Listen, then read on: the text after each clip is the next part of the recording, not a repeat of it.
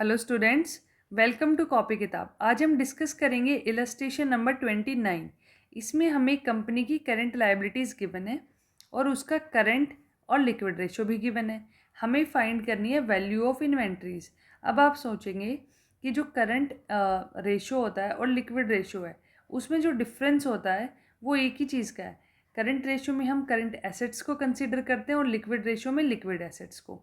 अब liquid assets और current assets के बीच में क्या डिफरेंस है, वो है वैल्यू ऑफ इन्वेंट्रीज का।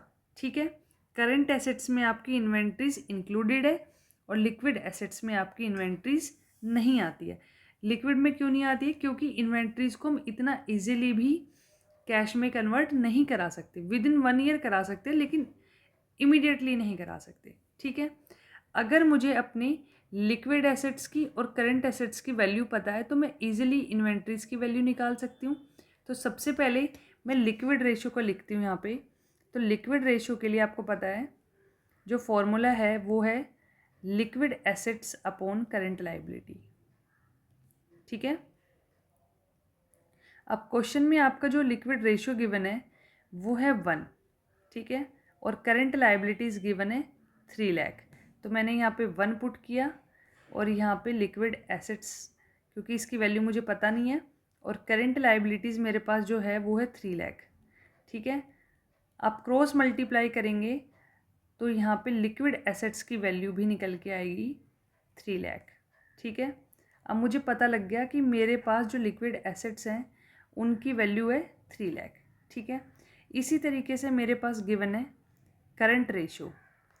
ठीक है, अब करंट रेशो की भी वैल्यू आपको पता है, वो होती है current assets upon current liabilities.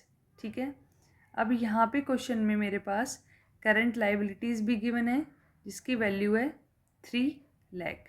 ठीक है, करंट एसेट्स मुझे फाइंड आउट करने हैं और करंट रेशो मुझे क्वेश्चन में गिवन है। ठीक है, करंट रेशो गिवन है 3, तो मैंने यहाँ पे 3 पुट कर दिया। ठीक है, अब मैं क्रॉस मल्टीप्लाई करूँगी यहाँ पे, तो मेरे पास करंट एसेट्स की वैल्यू निकल के आएगी 3 लाख इंटू 3, जो होता है हमारा 9 लाख। ठीक है, आ गया मेरे पास करंट एसेट्स हैं मेरे 9 लाख के और लिक्विड एसेट्स है मेरे पास 3 लाख के। तो यहाँ पे इन्वेंट्रीज कैलकुलेट करने के लिए मुझे अपने करंट एसेट्स में से लिक्विड एसेट्स माइनस करने होंगे। ठीक है, करंट एसेट्स की वैल्यू आपकी आई है 9 लाख, उसमें से आपने अपने 3 लाख के लिक्विड एसेट्स माइनस किए तो आपके पास जो इन्वेंट्रीज की वैल्यू है वो आई है 6 लाख। ठीक है, यही मुझे फाइंड आउट करना था। आई होप आपको समझ में आया होगा। Thank you.